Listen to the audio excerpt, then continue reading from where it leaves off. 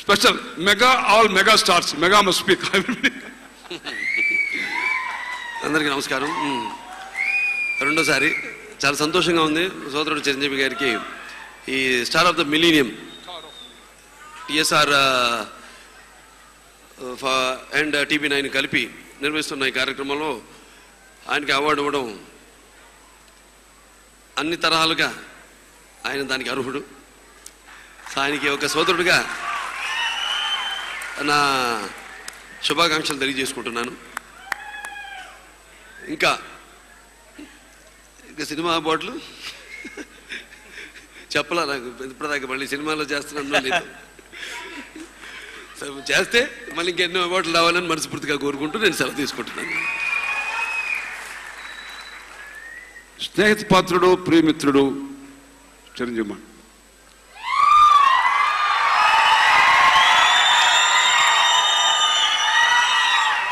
ఈనాటి TSR TV9 awards ఫంక్షన్స్కి విచ్చేసిన 50 మందికి హృదయపూర్వక నమస్కారాలు తెలియజేస్తున్నాను.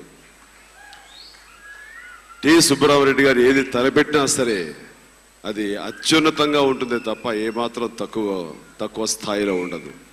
ఈ రోజున ఈ ఫంక్షన్ చూస్తుంటే అటు ఉత్తర దక్షిణ తారలు ఈ రోజున ఇక్కడ దిగి వచ్చారా అనిపిస్తుంది. అందులో నాకు స్ఫూర్తినిచ్చే ఆర్టిస్టులు ఆ రోజుల్లో ధర్మేంద్ర, అలాగే షాట్ గన్ శత్రుఘ్న సిన్హా, వీరిద్దరూ రావడం కూడాను నాకు చాలా ఆనందంగా ఉంది.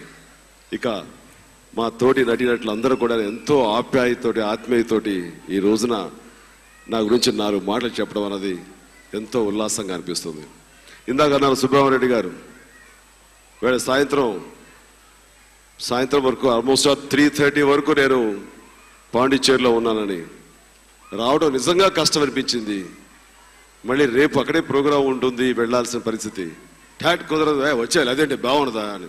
ఏంటి ఎవరికి బాగుండదు, మీకు బాగుండదు, నాకు పనులు ఉన్నాయి, రెడ్డి గారు రావడం కుదరదు అంటే అదే బాగుండదు. అది ఏంటి ఎలాంటి వాళ్ళు వస్తారేంటి అంటే ఆయన ఏదైనా తలపెడితే అది సాధించుకునేంత వరకు, అది జరిగేంత వరకు నిద్రపోనేటువంటి ఒక పట్టుదల మనిషి. ఆయన అసాధ్యుడు ఆ విషయంలో. ఈ రోజున చూస్తుంటే కనుక ఇంత దేదీప్యమానంగా ఇంత కలర్ఫుల్గా జరుగుతుంటే మాత్రం అది ఒక టి సుబ్బరామరెడ్డి గారికి తప్ప మరి ఎవ్వరికి సాధ్యం కాదనే విషయం నేను చెప్పగలను. ఈరోజు ఆయన చూస్తుంటే నాకు ముత్యాల ముగ్గులో రావు గోపాల్ గారి డైలాగ్ గుర్తొస్తుంది. మనిషి సెక్రటరీ మనిషి అన్నాక కాస్త కళాపోషణ ఉండాలయ్యా, అది లేకపోతే మనిషికి గుడ్డుకి తేడా ఏముంది అని. అట్లాగా అది ఎంత సత్యం అంటే స్వర్గీయ ముళ్ళపూడి వెంకటరమణ గారు నిజంగా మహానుభావులు ఎక్కడున్నారు, ఆయన రాసిన డైలాగు అక్షరాల సత్యం. ఆయనలో ఉన్నటువంటి కళా తపస్సు కానివ్వండి, కళా పోషణ కానివ్వండి, ఈ రోజున కళాబంధు అనే ఆయనకి అవార్డు 10 మంది కీర్తిస్తున్నారంటే కనుక అది ఆయనకు మాత్రమే అర్హత ఉంది. చెప్పాలంటే భారతదేశంలో ఈ రకమైన సంగీత సాంస్కృతిక సినిమాకు సంబంధించినటువంటి కళల పట్ల ఆయన అచంచలంగా ఒక దీక్షలాగా, ఒక యజ్ఞంలాగా పూరి నిరంతరం ఎక్కడ విసుగు చెందకుండా చేస్తున్నారంటే మాత్రం ఆయనకు ఉన్నటువంటి ఆ యొక్క ఇంట్రెస్ట్ ఏమిటో నాకైతే అర్థం కాదు. అది నిజంగా ఎవరికి రాదు. ఆ విషయంలో మాత్రం యూనిక్ పర్సనాలిటీ.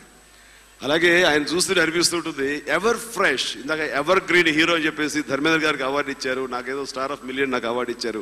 కానీ ఆయన చూస్తూనే ఒక అవార్డు ఇవ్వాలండి.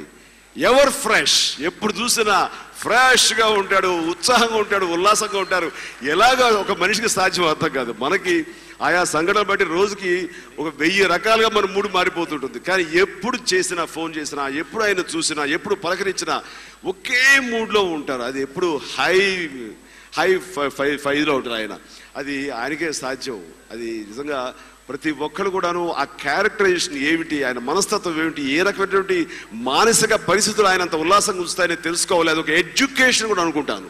ఎందుకంటే ఒకసారి నాకు చిన్న విషయాలకి ఏదైనా మూడ్ అవుట్ అయితే కనుక ఆ సమయంలో నేను తలుచున్న ఒకే వ్యక్తి టి సుబ్బరామరెడ్డి గారు. ఆయన ఈ పరిస్థితిలో ఎలా ఉంటుందంటే ఏమదా పట్టించుకోకూడదు, తేలిగ్గా ఉండాలంటే బ్రష్ ఆఫ్ చేసే నేచర్ సరే అది ఒక టి సుబ్బరామరెడ్డి గారికి కుదురుతుంది. ఆయన తలుచుకుని ఆ విషయాన్ని అలాగే నేను పక్కకు నెట్టేస్తుంటాను, మళ్ళీ తిరిగి అదే మూడ్లోకి, మామూలు స్థాయి మూడ్లోకి వస్తుంటాను అనమాట. ఆ రకంగా ఆయన చూస్తుంటే అనిపిస్తుంటుంది. ఆయన చూస్తుంటే మరొక విషయం అనిపిస్తుంటుంది. జనరల్గా మనం భగవద్గీతలో ఆ మాట పెద్దలు చెప్తూనే వింటుంటాం మనం. ఆ భగవంతుడు సర్వంతర్యామిని దృష్టిలో పెట్టుకుని ఎందెందు వెతికినా అందందే గలడు అన్నట్లుగా ఆయన గురించి మనం కీర్తిస్తుంటాం, ఆయన గురించి మనం ఎక్స్ప్రెషన్ ఇస్తుంటాం. ఇక టి సుబ్బారెడ్డి విషయంలో కూడాను అదే ఆయనకి వర్తిస్తుంది. మీరు ఏ ఒక్క రంగమైనా చూడండి, అది రాజకీయ రంగం కానివ్వండి, భక్తి ప్రవృత్తులకు సంబంధించిన ఫిలాంథ్రఫిక్ యాక్టివిస్ట్ కానివ్వండి, అలాగే సేవ సంబంధించి కానివ్వండి, ఇక రాజకీయ రంగంగా కానివ్వండి, పారిశ్రామికవేత్తగా కానివ్వండి, ఇదిగో ఇట్లాంటి కళాబంధుగా కళాసేవ కానివ్వండి, ఎందులో లేదంటే ప్రతి దాంట్లోనూ ఆయన యొక్క ప్రమేయం ఉంటుంది, ఆయన యొక్క అభిరుచి ఉంటుంది.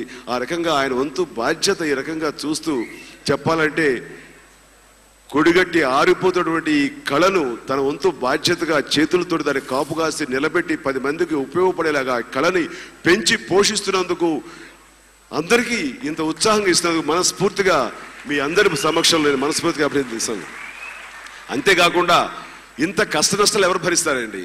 ప్రతి జిల్లాలో కూడాను టి సుబ్బరామరెడ్డి కళా పరిషత్ ఆడిటోరియంలు నిర్మిస్తున్నారు, ఆయన సొంత డబ్బుతో నిర్మిస్తున్నారు, కోట్లు ఖర్చు అయ్యేటటువంటి అది ఎంత వ్యయ ప్రయాసాలతో ఉంటుందంటే అంత ఇంత కాదు. ఆయన నిర్మిస్తూ ఆయన ఆ రకమైనటువంటి కళాపోషణ చేస్తున్నారంటే కనుక ప్రతి ఒక్కళ్ళం కూడాను ఆయన మనస్ఫూర్తిగా అభినందించాల్సినటువంటి సమయం ఇది.